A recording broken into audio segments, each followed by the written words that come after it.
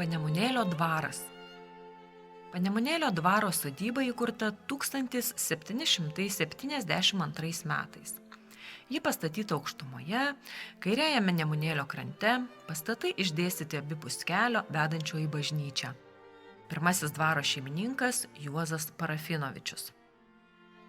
Rūmai buvo sudėtingo, monumentalaus tūrio, mediniai, su akmens mūro cokoliu ir vėlesniu dviaukščių mūriniu prieangiu, bei dviaukščiais kampiniais bokšteliais alkieriais. Fasado kompozicijoje pabrėžta dviaukštė vidurinė dalis, dengta dvišlaičių stogų, užbaigta keturšlaičiais stogeliais. Stogo dvi pakopos dengtos malksnomis. Pastatą puošia arkiniai langai, apjuosti onchivoltais.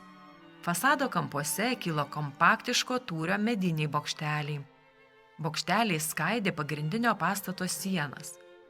Rūmų eksterjere susipynė būdingi baroko stiliaus bruožai su dominuojančiais ryškiais romantizmo laikotarpio architektūriniais elementais. Panemunėlio dvaro interjerą 20 amžiaus pradžioje puošė nedidelis klasicizmo dailės paveikslų rinkinys. Daugelio darbų autorius dailininkas Peška. Nemažiau reikšmingi buvo Panemunėlio dvare saugomi miniatiūriniai Marikonių, Parafinovičių portretai, taip pat Napoleono III su žmona ir sūnumi portretai, 100 vienetų porceliano servizas. Rūmuose buvo 71 kambarys, didelė pokylių salė. Po baudžiavos panaikinimo dvaras pradėjo nykti.